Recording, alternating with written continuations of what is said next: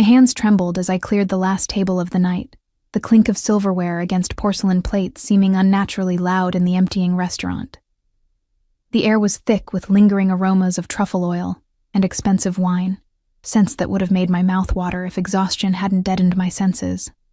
15 hours on my feet. 15 hours of forced smiles and yes, sir, and right away, ma'am, while my body screamed for rest. Harper, Table 7 needs their check. Marco, the floor manager, didn't look up from his tablet as he barked the order. I already dropped it, I whispered, my voice hoarse from overuse. He didn't acknowledge my response. My reflection caught in the polished silver of a serving tray, sallow skin, dark circles beneath once bright eyes, blonde hair hastily pinned back hours ago, now falling in limp strands around my face. I barely recognized myself anymore. 26, and already worn down to nothing. But none of that mattered. Only one thing mattered: Lily, my beautiful 8-month-old daughter who was currently being watched by Mrs. Patel from next door. A kind widow who had become my salvation these past months. But even saints had limits, and I was pushing mine by working double shifts. A wave of dizziness washed over me as I stacked plates too high, my vision briefly tunneling to pinpricks of light. I hadn't eaten since the half sandwich I'd wolfed down 9 hours ago. Money for food, or money for Lily's antibiotics. It wasn't really a choice. Final table, Harper. Don't screw it up. Marco nodded toward the corner booth, the one partially obscured by an ornamental Japanese maple, reserved for VIPs and regulars who preferred discretion with their $400 bottles of wine. I squared my shoulders, took a deep breath, and made my way across the restaurant. My worn service shoes squeaked slightly against the polished floor. That's when I first noticed him. Not all at once, but in fragments that my exhausted brain struggled to assemble. The sleeve of what was undoubtedly a bespoke suit. A wrist adorned with a watch that probably cost more than 6 months of my rent. Long fingers, manicured but masculine, wrapped around a crystal tumbler of amber liquid. I kept my eyes down as I approached, the way we were trained to do with high-profile guests. Good evening, sir. Can I get you anything else tonight? Look at me when you speak. His voice was soft, barely above a whisper, but it carried a weight that made my spine straighten automatically. The command wasn't harsh, but there was no question it was a command. I raised my eyes slowly, dark hair, expertly cut, with just a hint of silver at the temples, a face that belonged on Renaissance paintings, all sharp angles and perfect proportions. But it was his eyes that made my breath catch. Dark, almost black in the dim lighting, they held mine with such intensity that I couldn't look away even if I wanted to. They didn't just look at me, they dissected me, cataloging every detail, every flaw, every secret. Behind him, nearly invisible in the shadows, stood a broad-shouldered man whose stillness somehow conveyed more threat than any movement could have. I apologize, sir. I managed to find my voice. Would you like to see our dessert menu? One corner of his mouth lifted slightly. Not quite a smile, but an acknowledgement.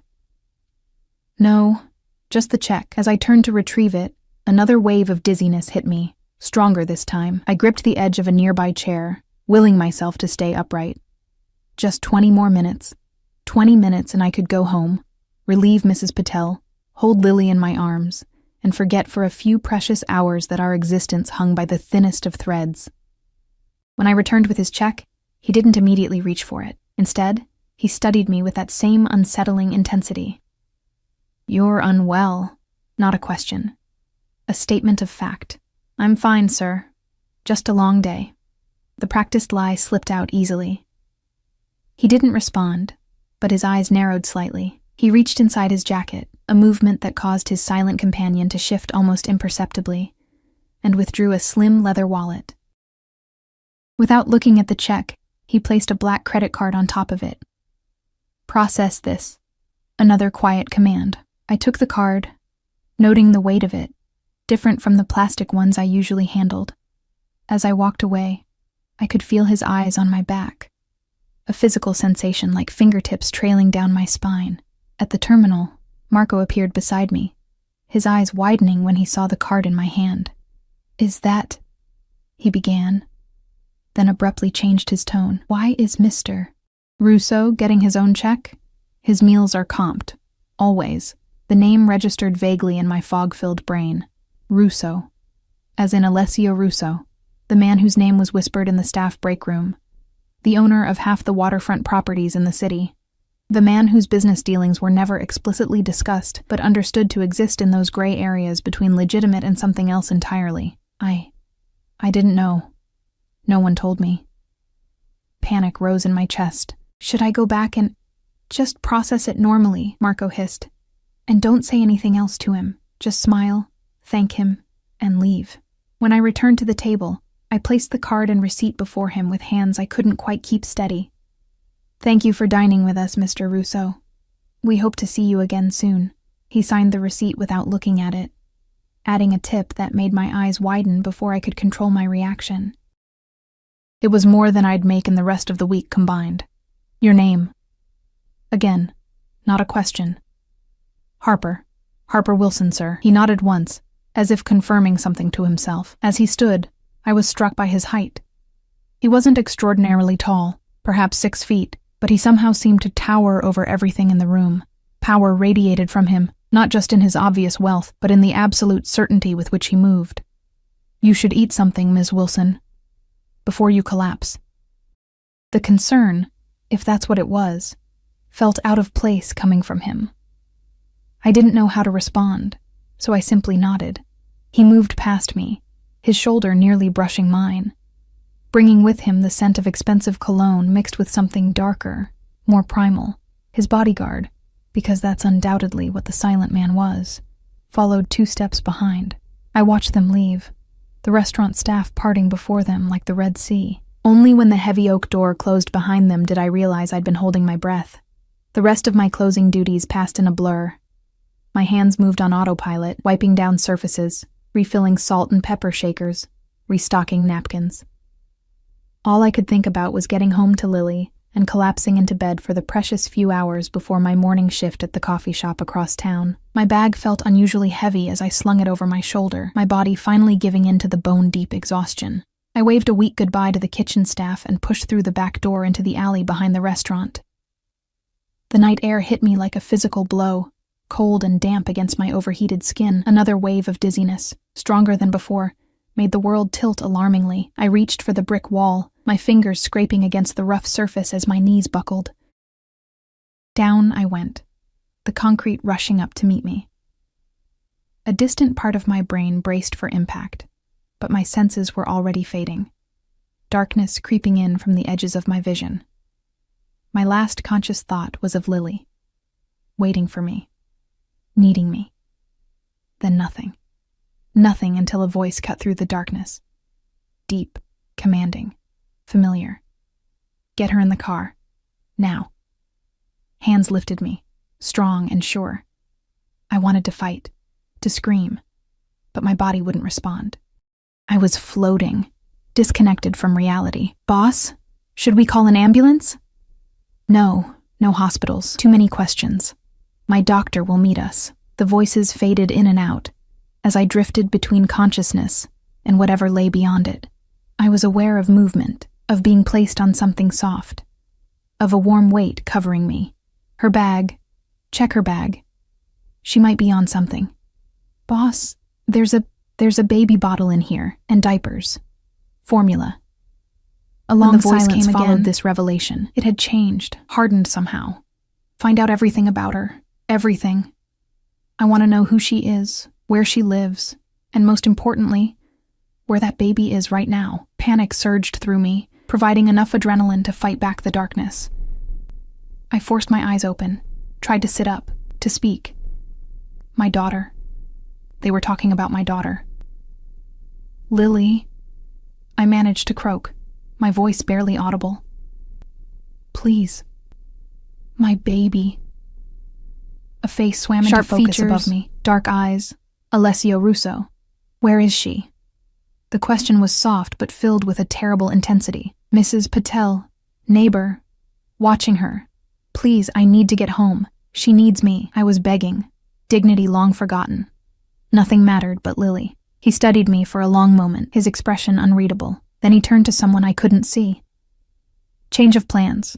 Take us to her address. Now. I tried to protest, to explain that this wasn't necessary, that I just needed to get to my feet and catch the bus. But darkness was pulling me under again. The last thing I saw before consciousness slipped away was Alessio Russo's face, his dark eyes fixed on me with an expression that might have been concern, or something far more dangerous. When I woke again, I was moving. The soft purr of an expensive engine, the smooth glide that spoke of quality suspension. My head rested against something cool and firm. A window. My body was curled awkwardly across a leather seat that smelled new and costly. She's coming around. I forced my eyes open to find Alessio Russo watching me from the opposite seat, his expression impossible to read in the darkness, broken only by passing streetlights that cast strange, shifting patterns across his face. "Where are you taking me?" My voice was barely a whisper. "To your daughter." He spoke as if it were the most natural thing in the world, as if powerful men regularly escorted collapsed waitresses home to their babies. "You're suffering from exhaustion and malnutrition. My doctor is meeting us there. How do you know where I live?" Fear began to pierce through the fog of my exhaustion. "Your ID was in your wallet." Again, that matter-of-fact tone, as if the invasion of my privacy was of no consequence. I should have been terrified. I should have demanded to be let out of the car immediately.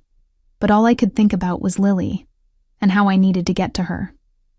If this man was taking me to her faster than I could have managed on my own, then so be it. The car slowed and then stopped.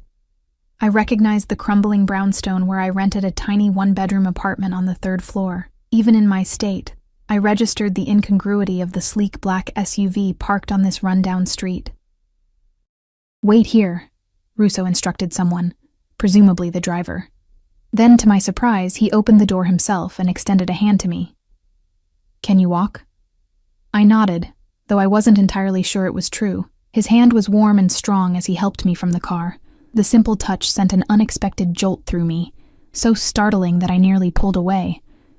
But I needed the support too badly to refuse it. We had barely taken 2 steps toward the building when the front door burst open and Mrs. Patel emerged, her small frame vibrating with agitation. She froze when she saw me leaning against a strange man in an expensive suit. "Harper. Thank God. The baby won't stop crying. I've tried everything." Her accented voice was pitched high with distress. "Who is this man? Are you all right?" Before I could answer, Lily's wails reached us even from 3 floors up, the sound tearing at my heart. I lurched forward, suddenly finding strength I didn't know I had. "I need to get to her," I gasped, already moving toward the stairs. To my shock, Russo swept me up into his arms as if I weighed nothing at all. "Which apartment?" he demanded. 3C, Mrs. Patel answered for me, hurrying ahead of us to hold the door. "The elevator doesn't work." He carried me up 3 flights of stairs without any sign of exertion, while I clung to his neck, too weak and desperate to feel embarrassed. All I could think about was Lily, her cries growing louder with each step we took. Mrs. Patel unlocked my apartment door with the spare key I'd given her. The place was tiny and sparsely furnished, but clean, the one standard I refused to compromise on, no matter how exhausted I was. Russo set me gently on my feet once we were inside. I stumbled toward Lily's cries, finding her red-faced and frantic in the second-hand crib I'd set up in the corner of the living room that doubled as her nursery. "Mommy's here, baby. Mommy's here," I murmured, lifting her into my arms. She was burning up, her little body radiating heat. The antibiotics hadn't worked, or perhaps I hadn't been able to give them to her properly. Rushing between jobs as I was vaguely aware of Russo standing in the doorway, watching us with that same unreadable expression. Mrs. Patel hovered nearby, wringing her hands. "She's been feverish all evening," she explained apologetically. "I would have called you, but you said not to unless it was an emergency.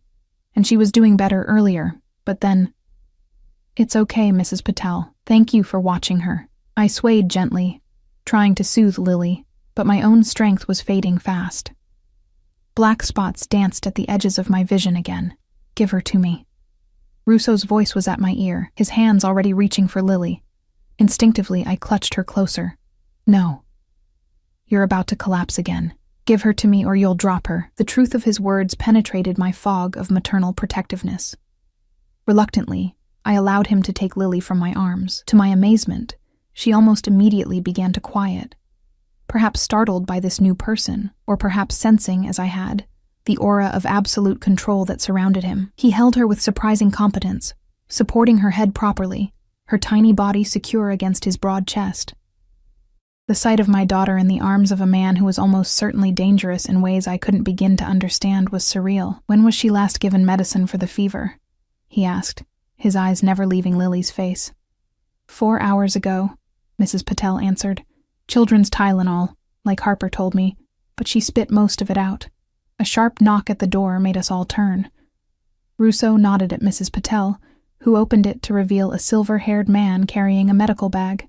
This is Dr. Reeves, Russo said. He'll examine both of you. I can't afford, I began. I didn't ask. The finality in his tone brooked no argument. Dr. Reeves examined Lily first, his gentle hands and kind eyes at odds with the clinical efficiency of his movements. I sat nearby, fighting to stay conscious, terrified of what he might find. Ear infection, he announced finally. Fairly severe. She needs a different antibiotic than what you've been giving her. He looked at me with professionally neutral eyes, but I could sense the question behind them. Why hadn't I taken her to a doctor sooner? The answer hung in the air between us, obvious in the sparse furnishings of my apartment, the worn clothes I wore, the exhaustion etched into every line of my face. No health insurance. Not enough money. The terrible calculations of poverty that forced me to gamble with what I loved most. I'll write a prescription, Dr. Reeves continued, reaching for his bag. And she needs fever reducers administered properly. Alessio Russo had been standing by the window, Lily still cradled in his arms. She had fallen into an uneasy sleep, her flushed cheek pressed against his expensive suit jacket. He hadn't seemed to mind when she drooled on it earlier. Your turn, Dr. Reeves said to me once he'd finished with Lily. I shook my head. I'm fine, just tired. Harper, Russo spoke my name for the first time, and the sound of it in his mouth sent an inexplicable shiver through me. Let the doctor examine you. Again, that tone that wasn't quite a command, but somehow compelled obedience. I submitted to the examination, too exhausted to argue further. Exhaustion, dehydration, and malnutrition, Dr. Reeves concluded, his voice matter of fact. You need fluids, rest, and proper nutrition. He glanced at Russo. She should be hospitalized. No hospitals, I said quickly. The bills would destroy me even more thoroughly than I already was. I just need to sleep. I'll have someone bring supplies, Russo said, ignoring my protest. Fluids, proper food, everything the doctor prescribes for both of them. Dr. Reeves nodded, seemingly unsurprised that his wealthy patient would have someone to dispatch in the middle of the night for medical supplies. He packed his bag and left after writing out instructions that he handed not to me, but to Russo. Mrs. Patel had been hovering anxiously throughout the examination. Now she approached me, her weathered hands clasping mine. I should go home now, yes? You have help? She glanced uncertainly at Russo. Yes. Thank you so much, Mrs. Patel. I don't know what I'd do without you. I squeezed her hands, trying to convey my gratitude. After she left, an uncomfortable silence filled the apartment. I was acutely aware of how small and shabby it must look to someone like Alessio Russo. The second-hand furniture, the water stains on the ceiling, the bare minimum of possessions. I'd sold almost everything of value months ago. You should lie down, he said finally, still holding Lily as if she belonged in his arms. I struggled to my feet, swaying slightly. I can take her now. He shook his head. Show me where to put her. Too weak to argue, I led him to the corner that served as Lily's nursery. He laid her in the crib with surprising gentleness, his large hands careful as they arranged her blanket. Now you, he said, turning to me. I shuffled to the worn couch that doubled as my bed. I'd given the apartment's only bedroom to Lily, converting it into a nursery because she deserved at least that much normalcy. I sank onto the cushions, my body finally giving in to the exhaustion that had been threatening to overwhelm me for hours. Russo stood looking down at me, his expression still unreadable. In the harsh overhead light of my apartment, I could see him clearly for the first time. He was even more handsome than I'd thought in the dim restaurant lighting, but there was something hard about his beauty, something dangerous in the set of his jaw, and the calculating look in his eyes. "Why are you helping us?" I managed to ask, the question that had been burning in my mind since I'd awakened in his car. He didn't answer immediately. Instead, he moved around my small living room, taking in the details of my life with those penetrating eyes. He stopped at the small bookshelf that held my few remaining possessions. Some well-worn paperbacks, a framed photo of me holding Lily the day she was born, a cheap ceramic figurine of a dancer that had been my mother's. "Where is her father?" he asked instead of answering my question. The abrupt change of subject took me by surprise. "Gone. He left when I told him I was pregnant. His name?" I hesitated. "Why does that matter?" His eyes flicked to mine, and the intensity in them made me shrink back against the cushions. "His name. Harper." "Eric Lombard," I whispered, the name bitter on my tongue. "But he doesn't matter. He made his choice." A strange expression crossed Russo's face at the mention of Eric's name, a tightening around his eyes, a slight tension in his jaw. Then it was gone, replaced by the same inscrutable mask. Before he could ask another question, there was a knock at the door. Russo moved to answer it with the silent grace of a predator. A man I hadn't seen before stood in the hallway holding several bags. "The supplies you requested, sir." Russo took the bags and closed the door without a word of acknowledgement. He brought them to the kitchen counter and began unpacking them. Bottles of Pedialyte, children's medicine, several containers of what looked like homemade soup, fresh fruit, bread, and other groceries. "Your kitchen is now stocked," he said, turning back to me. "There's enough for several days. The medicine for your daughter is there with instructions." "I can't accept all this," I protested weakly, even as my stomach clenched with hunger at the sight of the food. "I can't pay you back." "I'm not asking you to." He approached the couch again, looming over me. "But we do need to talk about your situation." My heart rate accelerated. Here it was. The price for his help. There was always a price.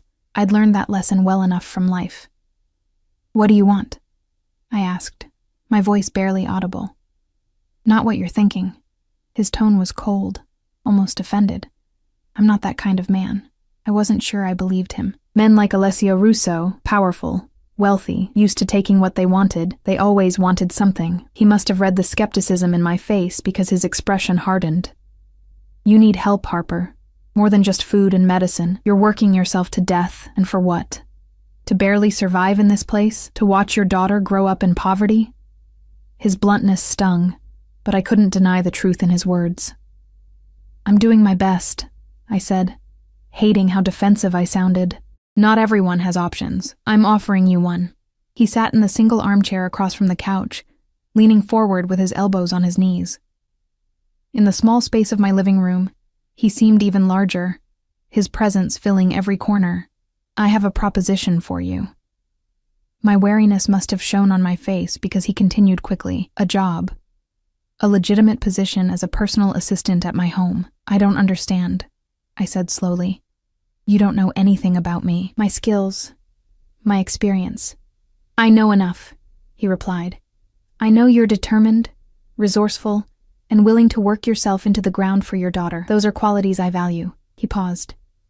"The position includes living quarters for you and Lily, full benefits, including health insurance, and a salary that will be significantly better than what you're making now."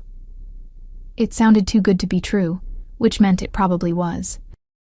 "Why me? There must be hundreds of qualified people who would want that job." His eyes held mine. "Let's just say I have my reasons." A chill ran down my spine. There was something he wasn't telling me, something behind this inexplicable offer that I couldn't see. "What would my duties involve exactly?" I asked cautiously. "Managing my household schedule, coordinating with my security team about visitors, handling personal correspondence." He waved a hand dismissively. "Nothing beyond your capabilities." "And that's it? Just normal assistant duties?" I couldn't keep the suspicion from my voice. His expression darkened. "I told you, I'm not that kind of man. If that's your concern, you can put it aside." Lily whimpered from her crib, and I automatically started to rise. Russo beat me to it, moving with that same surprising grace to check on her. I watched as he adjusted her blanket, his large hand gentle as he felt her forehead. "The fever's still high," he said, returning to the living room.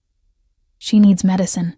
I forced myself to my feet, wavering slightly. Russo steadied me with a hand on my elbow, the contact sending that same unexpected jolt through me. "I'll get it," I said. Together, we administered the medicine to Lily, who fought it weakly before succumbing to sleep again. Standing over her crib, I felt tears threatening. She was so small, so vulnerable. All I wanted was to give her a better life than this, but every day felt like I was falling further behind, drowning in a sea of bills and exhaustion. "She deserves better than this," Russo said quietly, echoing my thoughts with such accuracy that I stared at him in surprise. "Yes, she does," I admitted. "Then accept my offer." He turned to face me fully. "Come work for me. Give her the life she deserves." Put like that, how could I refuse? And yet, something held me back. "I need time to think about it. Take the night," he conceded.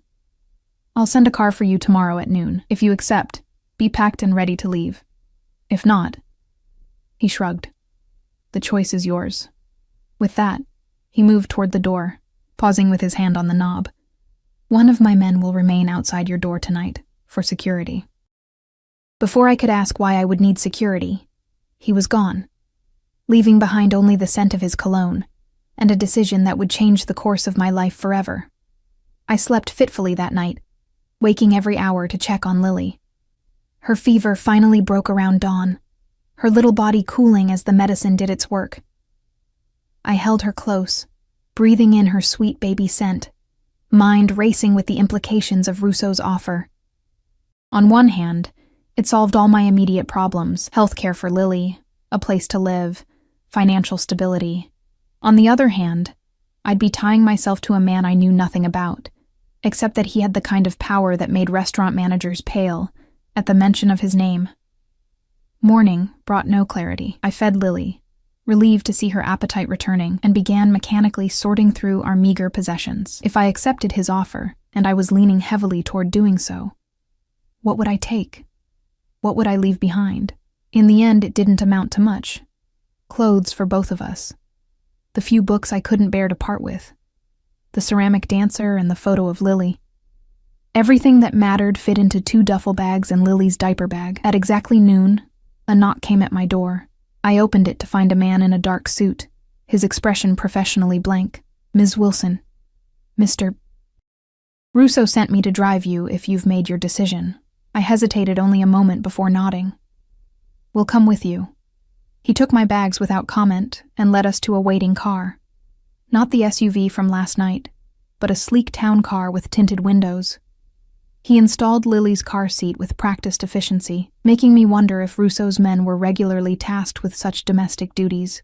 As we pulled away from the curb, I looked back at the building that had been our home for the past year. I felt no regret at leaving it behind, only a gnawing anxiety about what lay ahead. The drive took us out of the city, through increasingly affluent neighborhoods, until we turned onto a private road that wound through manicured grounds. My anxiety ratcheted up another notch when I saw our destination, a sprawling mansion set back from the road, surrounded by gardens and what looked like a high-security fence. "This is where Mr. Russo lives?" I asked, unable to keep the shock from my voice. The driver glanced at me in the rearview mirror. "One of his residences, yes, one of them. Of course." We pulled up to the front entrance, where Russo himself waited on the steps. He was dressed more casually than I'd seen him before, in dark slacks and a crisp white shirt with the sleeves rolled up to reveal strong forearms. The sight of him sent an unwelcome flutter through my stomach. He opened my door himself, offering a hand to help me out. "You made the right decision," he said by way of greeting. "Did I?" I murmured, too quietly for him to hear. He reached past me to unbuckle Lily from her car seat, lifting her with that same surprising competence. "Welcome home, little one," he said to her, his deep voice softening in a way I hadn't heard before. Home. The word echoed strangely in my mind as I followed him into the house. No, mansion was the only appropriate word for the soaring ceilings, marble floors, and obvious luxury that surrounded us. "I'll show you to your quarters," Russo said, still carrying Lily, who was watching him with wide, curious eyes. "Then we can discuss the details of your position." He led me through corridors lined with artwork that even I, with my limited knowledge, could tell was valuable. We passed several staff members who nodded respectfully as we went by, their eyes curious but quickly averted when Russo glanced their way. Finally, we arrived at a wing that seemed more intimate, less formal than the rest of the house. Russo opened a door to reveal a suite of rooms that took my breath away. A spacious living area with comfortable furniture, a small but well-appointed kitchen, and through an open door, I could see a bedroom with the largest bed I'd ever seen. "This is... for me?" I couldn't keep the disbelief from my voice. "For both of you," he corrected, indicating another door. "The nursery is through there. I had it prepared last night." I moved numbly to the door he indicated, pushing it open to reveal a nursery that looked like something from a magazine. A beautiful crib with a mobile hanging above it, a changing table stocked with supplies, a rocking chair beside a bookshelf filled with children's books. The walls were painted a soft yellow, with a mural of woodland creatures frolicking along one wall. "How did you—" I turned to him, speechless. "I have resources," he said simply, as if conjuring fully equipped nurseries overnight was commonplace. He set Lily down in the crib, where she immediately began exploring the soft toys arranged there. "She seems to approve." I fought back tears, overwhelmed by the contrast between this beautiful space and the corner of a living room that had been Lily's home until now. "Why are you doing all this?" I asked again, needing to understand. The truth this time. Russo's expression changed, hardening into something I couldn't read. "Get settled in. Rest. We'll talk over dinner." He moved toward the door. 7 o'clock. Someone will come for you." And then he was gone again, leaving me alone with Lily in our new, inexplicable life. I spent the afternoon exploring our quarters, discovering new luxuries at every turn. The bathroom with its enormous tub and shower stocked with expensive toiletries. The closet already filled with clothes in my size, tags still attached. Another smaller closet filled with beautiful baby clothes for Lily. It was all too much, too perfect, and it made my suspicion grow rather than diminish. No one did something like this out of the goodness of their heart. There had to be a catch. At precisely 7 o'clock, a soft knock came at my door. A middle-aged woman with a kind face introduced herself as Mrs. Chen, the housekeeper. "Mr. Russo asked me to show you to dinner," she said, "and to offer to watch the little one while you eat." I hesitated, protective instincts flaring. "I don't know." Mrs. Chen's smile was understanding. "Of course you're cautious with your baby." "I raised 3 of my own. Why don't I stay here in your quarters with her? You'll only be in the dining room. If she needs anything, I can come get you immediately." Her reasonable suggestion and motherly demeanor calmed my anxiety. I agreed, showing her where I'd put Lily's things and explaining her routine, though I had a feeling Mrs. Chen probably knew more about caring for babies than I did. The dining room was smaller than I expected, intimate rather than grand, with a table that could seat 8 but was set for only 2. Soft lighting from a crystal chandelier cast a warm glow over the polished wood and fine china. Alessio Russo stood when I entered, his dark eyes taking in the simple black dress I'd found in the closet. "You look better," he said, pulling out a chair for me. "Rest suits you." I sat, acutely aware of his proximity as he pushed in my chair. "Thank you for the clothes. Everything, really. It's overwhelming." He took his seat across from me, his movements fluid and controlled. "You'll get used to it." A server appeared, pouring wine and presenting the first course, a delicate soup that smelled divine. My stomach growled audibly, and I flushed with embarrassment. "Eat," Russo said, his mouth quirking slightly at the corners. "Don't stand on ceremony here." I didn't need to be told twice. The soup was the most delicious thing I'd tasted in months, and I had to force myself to eat slowly, with dignity. We ate in silence for a while, the only sounds the clink of silverware against fine china. I was hyper-aware of his eyes on me, studying me with that same intense focus I'd noticed in the restaurant. "You said we would talk," I finally ventured, setting down my spoon, "about why I'm here." Russo took a sip of his wine, considering me over the rim of his glass. "What do you know about Eric Lombard?" he asked, the non sequitur throwing me off balance again. "Not much," I admitted, caught off guard by the mention of Lily's father. "We dated for a few months. He was charming, seemed successful. When I got pregnant, he disappeared." I shrugged, trying to seem indifferent, though the abandonment still stung. "Why does he matter?" Russo set down his glass with deliberate care. "Eric Lombard worked for me." My heart stuttered in my chest. "What?" "He was my accountant, one of them." Russo's voice was calm, but I could sense the underlying steel. "Until he stole $5 million from me and vanished." The room seemed to tilt around me. Eric, the man who could barely commit to dinner plans, had stolen millions from someone like Alessio Russo. It seemed impossible. I had no idea," I stammered, suddenly cold despite the warm room. "We weren't together long. He never mentioned—" "I believe you," Russo interrupted. "If you'd been complicit, you wouldn't be living in that apartment, working 2 jobs to survive." Relief flooded me, followed immediately by a new fear. "Is that why I'm here? You think I can lead you to him?" "No." His answer was swift and certain. "I already know where he is, or rather, where his body is." The blunt statement hit me like a physical blow. "He's dead?"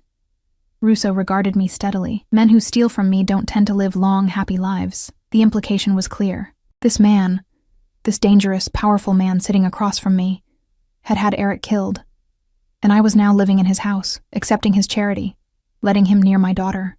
"I want to leave," I said, pushing back from the table, my appetite gone. "Now." "Sit down, Harper." His voice was quiet but filled with authority. "You're in no danger from me, neither is Lily. You just admitted to having my daughter's father killed. The man abandoned you both without a second thought," Russo said coldly. "Left you to struggle alone, pregnant and vulnerable. He doesn't deserve the title of father." He wasn't wrong, but that didn't make the situation any less terrifying. "Why am I here then? If not to lead you to Eric, and not for other reasons, then why all this?" I gestured around at the opulent room. Russo was silent for a long moment, his dark eyes never leaving mine. "Because she's my niece." The words didn't make sense at first. "What?" "Lily," he clarified. "She's my brother's daughter." "That's impossible," I whispered. Though even as I said it, connections began to form in my mind. Eric's dark eyes, so similar to the ones watching me now. The same strong jawline, though Eric's had been softer somehow, less defined. "Antonio was my younger brother," Russo continued, his voice flat. "He was always reckless, used different names, lived dangerously. I tried to give him a legitimate path, a position in my organization, but he preferred the thrill of the con." A muscle in his jaw twitched. Eric Lombard was just his latest identity. My mind reeled with the implications. "You're saying Antonio, was your brother?" "Yes. And the money he stole wasn't just from my business. It was from our family." Russo's expression darkened. "He betrayed us all. Did you know about me? About Lily?" My voice shook with the effort of controlling my emotions. "Not until last night," he admitted. "When I saw the baby bottle in your bag, something clicked. You mentioned his name and the timing fit. I had my people confirm it this morning. DNA tests from Lily's medical samples." "You tested my daughter without my permission?" Anger flared, temporarily overriding my fear. I needed to be certain. He didn't sound remotely apologetic. "She's family, Harper. My blood. The only part of my brother that remains." Family. The word hung between us, heavy with implication. If what he said was true, and the more I thought about it, the more likely it seemed, then Lily was tied to this man by blood. To his wealth, his power, and yes, his dangerous world. "What do you want from us?" I asked, my voice barely above a whisper. "I want to provide for my niece," he replied simply. "Give her the life she deserves, the Russo name, the Russo legacy. And me? Where do I fit in this plan of yours?" His gaze intensified. "You're her mother. Your place is with her, helping her navigate this new world." He paused. "The job offer is genuine, Harper. You'll earn your keep, maintain your independence, but Lily will be raised as a Russo, with all the privileges and protections that entails. It sounded reasonable, almost generous, and yet, what if I refuse? What if I take Lily and leave? The temperature in the room seemed to drop several degrees. That would be unwise, he said softly. Not because I would harm you, I wouldn't. But because out there you're vulnerable, my enemies. If they discovered Antonio had a child. He didn't need to finish the thought. The implication was clear. Staying under his protection wasn't just about luxury. It was about survival. So I'm a prisoner here. The realization was bitter on my tongue. No, you're family now. His expression softened fractionally. I protect my family, Harper, at any cost. The weight of everything, the revelations, the implied threats, the radical change in circumstances, suddenly overwhelmed me. Tears pricked at my eyes, and I blinked rapidly to hold them back. Russo watched me struggle for composure, his expression unreadable. Then, to my surprise, he reached across the table and took my hand in his. His skin was warm, his grip firm but not painful. I know this is a lot to process, he said, his voice gentler than I'd heard it before. Take time. Get to know the household, the staff. Let Lily recover fully. He squeezed my hand once before releasing it. We'll find a way to make this work. I wanted to argue, to fight, to run. But the truth was, I had nowhere to go, no resources to draw on, and a sick baby who needed stability and care. And if what he said was true, if Lily was truly a Russo, then perhaps this strange, dangerous man was her best chance at a secure future. I need time, I said finally. It's too much all at once. He nodded, accepting my response. Time you have. But remember, Harper, outside these walls, the world is far more dangerous than I am. With that ominous reminder, he signaled for the server to bring the next course. The conversation shifted to lighter topics, the house, the grounds, the staff I would be working with, but underneath it all, a current of tension remained. A sense that my life had irreversibly changed the moment Alessio Russo had found that baby bottle in my bag. That night, as I lay in the most comfortable bed I'd ever experienced, listening to Lily's peaceful breathing through the baby monitor, I tried to make sense of my new reality. I was now living with a man who had casually admitted to having someone killed, someone who, if Russo was to be believed, was Lily's biological father. My daughter was apparently the niece of a powerful and dangerous man who seemed determined to fold us into his world, whether I wanted it or not. The golden cage he'd constructed for us was beautiful, comfortable, safe, but a cage nonetheless.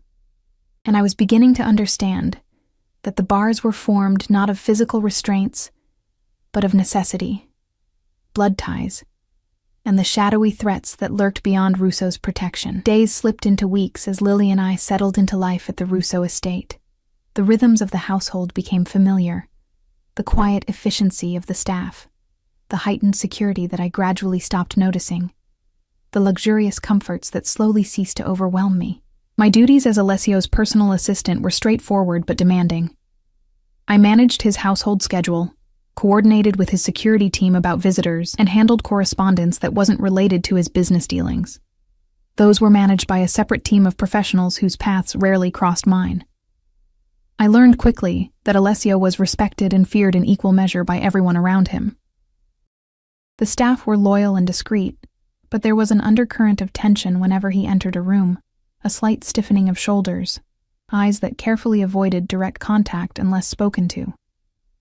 Only Mrs. Chen, the housekeeper, seemed immune to his intimidating presence. She treated him with respect, but not fear, sometimes even scolding him for tracking dirt into the house or working too late. He accepted her motherly reprimands with surprising grace, further complicating my understanding of him. With me, he was different. Not warm, exactly, but attentive in a way that made me increasingly uncomfortable. He sought my company in the evenings, insisting that I join him for dinner, even when he had business associates visiting. He asked about my day, listened with apparent interest to stories about Lily's development, and gradually began sharing small details about his own life. I learned that he had raised his younger brother after their parents died, that he'd built his business from nothing, that he rarely slept more than 4 hours a night, He never spoke directly about the illegal aspects of his empire, but neither did he pretend to be something he wasn't. And he was obsessed with Lily. There was no other word for it. He visited the nursery daily, bringing her gifts, watching her play with an intensity that might have been touching if it weren't so possessive. She was thriving under his attention, growing healthier and happier each day in our gilded cage. "She has Antonio's smile," he said one evening as we watched her playing on a blanket in his study. It was the first time he'd mentioned his brother since our initial conversation. "She does?" I studied Lily's face, trying to see what he saw. "Yes, the way it starts at one corner of her mouth." His own mouth curved slightly in unconscious mimicry. He had the same smile as a child. The rare moment of vulnerability surprised me. "You miss him?" His expression hardened. "I miss who he was before he betrayed the family, before he chose money over blood." I hesitated, then asked the question that had been burning in me for weeks. "How did he die?" Alessio's eyes flicked to mine, assessing. "You don't want to know the details. I think I deserve to know what happened to my daughter's father." He was silent for a long moment. "It wasn't on my orders, if that matters to you." "One of my associates discovered his location, acted without authorization." His voice was flat, emotionless. "It was not clean, not quick." A chill ran through me despite the warmth of the room. "And this associate is no longer with us." The finality in his tone made it clear he didn't mean the man had been fired. I should have been horrified, should have gathered Lily and run as far and fast as I could. But where would I go? Who would protect us from the world Alessio had described? A world where Lily might be targeted simply for her blood. The devil I knew was proving, day by day, to be preferable to the devils I didn't. "Thank you for telling me the truth," I said finally. He inclined his head slightly, acknowledging my words. Then, in a swift change of subject, "There's an event tomorrow night, a fundraiser. I'd like you to attend with me." I blinked, caught off guard. "As your assistant?" "As my companion." His eyes held mine, unflinching. "It would be beneficial for certain people to see you established in my household." The implication was clear. He wanted to send a message, that I was under his protection, that Lily was acknowledged as family. "What exactly would that entail?" I asked cautiously. "Wearing a beautiful dress, making conversation, standing beside me." His mouth quirked. "Nothing nefarious, Harper." The use of my name still sent that same inexplicable shiver through me. I don't know how to act in those circles. "Just be yourself. Your genuine nature is refreshing." Was that actually a compliment? "Mrs. Chen will watch Lily. A stylist will come tomorrow to help you prepare." It wasn't really a request, despite his phrasing. I was learning that with Alessio Russo, there were suggestions that were actually commands, and commands that were non-negotiable. "All right," I agreed, wondering what I was getting myself into. The stylist arrived the next day with an entourage of assistants carrying garment bags, jewelry cases, and makeup kits. I was measured, pinned, painted, and polished until I barely recognized the woman in the mirror. The dress they selected was midnight blue, elegantly simple from the front, but dramatically backless, exposing skin I wasn't used to showing. Diamond earrings that had to be worth a small fortune completed the look. When I emerged from my quarters that evening, Alessio was waiting in the hallway. He wore a tuxedo that highlighted his broad shoulders and lean waist, looking every inch the powerful, dangerous man I knew him to be. His eyes widened fractionally as they took me in. "You look beautiful," he said, his voice lower than usual. "Thank you." I fought the urge to fidget under his gaze. "The dress is too much. The dress is perfect." He offered his arm. "Shall we?" The fundraiser was held at a historic hotel downtown, its ballroom transformed into a glittering showcase of wealth and power. As we entered, I felt the weight of eyes upon us, conversations pausing momentarily before resuming with increased intensity. "Everyone's staring," I murmured, gripping Alessio's arm tighter. "Of course they are. They're curious." His hand covered mine briefly, the touch reassuring despite my lingering wariness of him. "Just smile and follow my lead." Throughout the evening, he introduced me to countless people whose names immediately blurred together. Business associates, politicians, socialites, all greeted Alessio with that same mixture of respect and wariness I'd observed in his staff. With me, they were coolly polite, assessing, calculating what my presence on his arm might mean. "Alessio, darling, you've been holding out on us," purred a striking woman in a red dress, her eyes sweeping over me dismissively. "Where did you find this lovely creature?" "Harper is a recent addition to my household," he replied smoothly, his hand settling possessively at the small of my back. "And a welcome one. The woman, Elena something, I'd already forgotten her last name, arched a perfectly shaped eyebrow. "Indeed. How interesting." The conversation continued in that vein, pleasant on the surface, but with undercurrents I couldn't quite grasp. I smiled and nodded, grateful when Alessio finally steered me away. "You're doing well," he murmured, guiding me toward the bar. "Elena is a piranha. You held your ground. She seemed to think I'm your—" I hesitated, unsure how to phrase it delicately. "My mistress?" His mouth curved in that not-quite smile. "Let them think what they want. The reality is more complicated, isn't it?" Before I could respond, a commotion near the entrance drew our attention. A man had entered, surrounded by an entourage similar to Alessio's security detail. The tension in the room ratcheted up noticeably. "Vincenzo," Alessio said quietly, his body language shifting subtly. He was still relaxed to the casual observer, but I could feel the coiled readiness in him, unexpected. "Who is he?" I whispered. "A business rival, one who doesn't respect boundaries." His eyes tracked the newcomer across the room. "Stay close to me." Vincenzo, a man in his 50s with silver-streaked dark hair and a face creased with years of hard living, spotted us almost immediately. A predatory smile spread across his face as he made his way toward us. "Russo?" he greeted, his accent heavier than Alessio's. "What a pleasure." His eyes shifted to me, roaming over my body in a way that made my skin crawl. "And who is this exquisite creature?" "Harper Wilson," Alessio said before I could speak, his voice carrying a warning note. "My companion for the evening."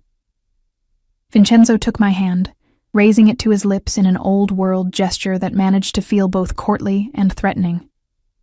"Enchanted, Ms. Wilson, truly enchanted." The two men exchanged pleasantries that were anything but pleasant, each word weighted with subtext I couldn't fully understand, but could certainly feel. When Vincenzo finally moved on, I released a breath I hadn't realized I was holding. "I'd like to leave," I said quietly. "Please." Alessio studied my face, then nodded. "We've made our appearance. It's enough." In the car on the way home, I finally asked, "What was that about? With Vincenzo?" "Politics," Alessio replied vaguely, loosening his tie. "Territorial disputes." He looked at me like I was a prize to be stolen. Alessio's expression darkened. "You noticed that, did you? I'm naive, not blind." I turned to face him fully. "Is that why you brought me tonight? To use me as a pawn in whatever game you're playing with that man?" "No." His answer was swift and certain, though I should have anticipated his interest. He sighed, rubbing a hand over his face in a rare gesture of weariness. "Vincenzo has been trying to undermine me for years. He takes a particular pleasure in acquiring things that matter to me." The implication sent a chill through me. "And now he thinks I matter to you." Alessio's eyes met mine in the dimness of the car. "You do." The simple statement hung between us, charged with meanings I wasn't ready to examine. "Because I'm Lily's mother," I clarified. "Because she's your family." "Yes," he agreed after a moment's hesitation. "Because of that." But something in his tone, in the intensity of his gaze, suggested there was more to it. A complication neither of us had anticipated when I'd collapsed outside that restaurant all those weeks ago. The days following the fundraiser brought subtle but significant changes. Security around the estate doubled, with new men patrolling the perimeter day and night. Alessio canceled a business trip, choosing instead to work from his home office. And he spent more time with Lily and me, joining us for walks in the garden, appearing in the nursery at unexpected moments. I wasn't naive about the reason for these changes. Vincenzo had identified us as potential weaknesses in Alessio's armor, and Alessio was closing ranks in response. "You don't need to hover," I told him one afternoon as he joined us by the garden fountain where Lily was splashing her hands in the water, delighted by the spray. "We're safe here, aren't we?" "Of course," he replied, though his eyes continued to scan our surroundings. It's just a precaution. Because of Vincenzo? I kept my voice light, not wanting to frighten Lily.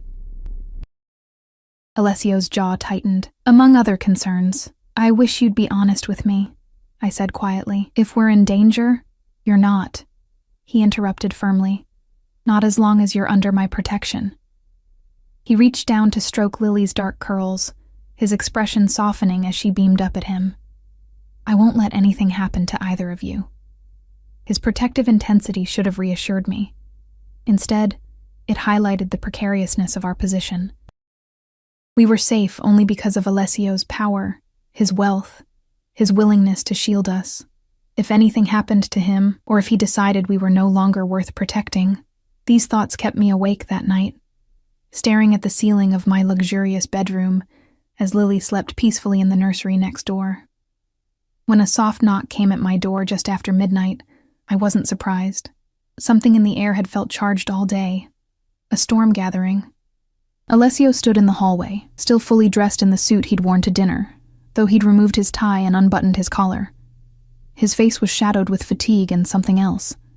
Tension, perhaps, or concern. "May I come in?" he asked, uncharacteristically deferential. I stepped back, allowing him entry. He moved to the center of the room, then seemed uncertain. Another rare occurrence. Is something wrong? I wrapped my robe more tightly around myself, suddenly conscious of my thin nightgown beneath it. No. Yes. He ran a hand through his hair, a gesture I'd never seen from him before. We need to talk. I perched on the edge of the bed, my heart rate accelerating. About? Us. He remained standing, his powerful frame taut with restrained energy. This situation. What about it? My voice was barely above a whisper. It's becoming complicated. He met my eyes directly. My feelings for you are not what I anticipated. The admission hung in the air between us, changing the atmosphere of the room. I'd sensed this coming, had felt the shift in his attention from mere protection to something more personal, more intense. I'm your employee, I reminded him. Though we both knew my position in his household had always been more complex than that. You're the mother of my niece, he countered. You're under my protection. He hesitated. You're becoming important to me, Harper, in ways I didn't expect. I stood, needing to be on more equal footing for this conversation. Alessio, I don't know what you want from me. Neither do I. The admission seemed to cost him. I've never been in this position before. I'm accustomed to taking what I want. His eyes held mine. But with you, I find myself waiting, hoping. My heart pounded in my chest, despite everything. His dangerous world, his admitted crimes, the circumstances that had brought us together. I couldn't deny the pull I felt toward him. The way my body responded to his presence, the comfort I'd begun to find in his company, the stability he provided for Lily and me. This isn't a good idea, I said, even as I took a step closer to him. There's too much at stake. I know. He didn't move, allowing me to determine the distance between us. But I find myself unable to ignore these feelings any longer. I took another step. We were close now. Close enough that I could feel the heat radiating from his body, smell the expensive cologne that had become familiar to me. What happens if this goes wrong? I asked. If we try this and it doesn't work, what happens to Lily and me then? Nothing changes with Lily, he said firmly. She's family. That's non-negotiable. He hesitated. As for you, I would never force you to stay if you wanted to leave, but I would hope you wouldn't want to. It was perhaps the closest thing to vulnerability I'd ever witnessed from him. Alessio Russo, the man who commanded an empire with absolute authority, was standing before me uncertain, waiting for my decision. I reached up, hesitantly placing my palm against his cheek. His eyes darkened at the contact, but he remained still, letting me lead. I'm afraid, I admitted softly. Of me? There was genuine concern in his voice. Of everything. This world you live in. The dangers. What it means for Lily. I took a deep breath. Of how much I want this despite all that. The confession slipped out before I could stop it. But once spoken, I couldn't regret the truth of it. Despite every rational argument against it, I'd fallen for this complicated, dangerous, fiercely protective man. His hand came up to cover mine where it rested against his face. I will always protect you both. With everything I have. Everything I am. And then he was kissing me, and I was kissing him back, and the world narrowed to just this moment. This feeling.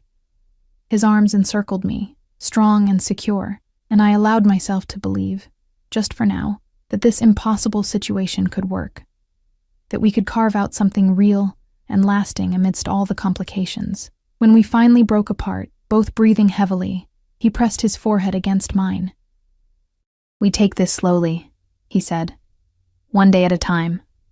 I nodded, oddly touched by his restraint. One day at a time. He pressed a final, gentle kiss to my lips before stepping back. "Try to sleep. We'll talk more tomorrow." After he left, I lay awake for hours, my mind racing with possibilities both thrilling and terrifying. What had I just agreed to? A relationship with a man who operated outside the law, who had enemies who would use me to get to him, who had brought me into his home initially out of obligation to his niece. And yet, beneath all my doubts was a certainty that had been growing for weeks. Alessio Russo would protect us with his life. And somewhere along the way, he had come to care for me not just as Lily's mother, but as a woman in my own right. Morning brought clarity, and with it, resolution. If we were going to do this, truly do this, we would need to establish boundaries, expectations. I couldn't simply be absorbed into his world without maintaining some independence, some sense of self. I found him in his study, already working despite the early hour. He looked up as I entered, his expression softening in a way that still surprised me. "Good morning," he said, setting aside his papers. "Did you sleep?" "Eventually." I took a seat across from him. "We need to talk about how this works, practically." He nodded, unsurprised by my businesslike approach. "I'm listening." "If we're going to be together," I began, "I need to maintain my own identity, not just be an extension of you or your world."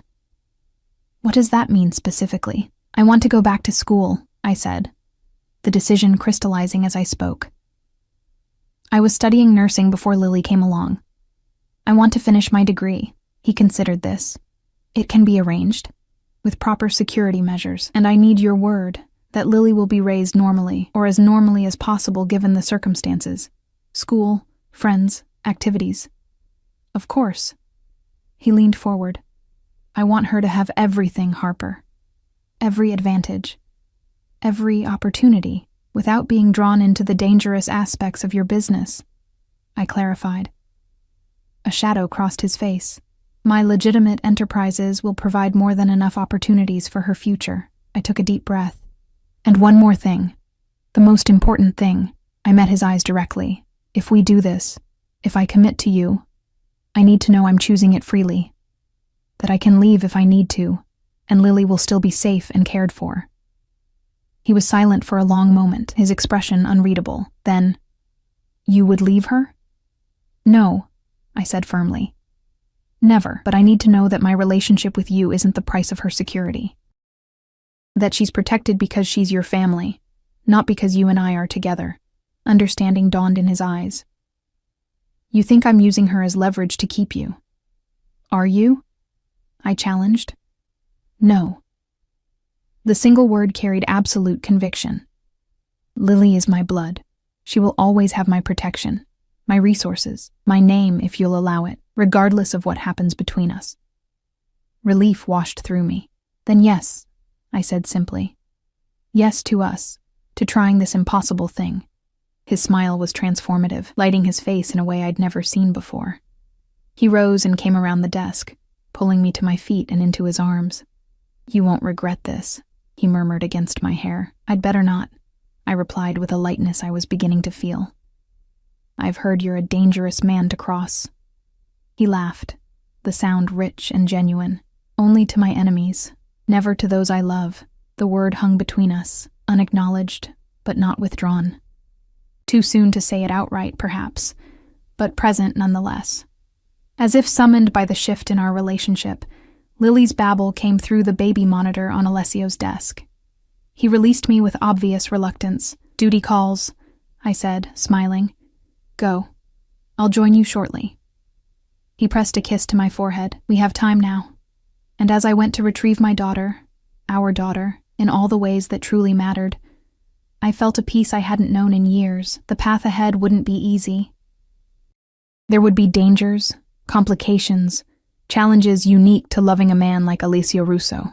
But for the first time since Lily was born, I wasn't facing the world alone. We had protection, security, and yes, love. A fierce, unexpected love that had blossomed in the most unlikely of circumstances. All because a mafia boss had found a baby bottle in my bag.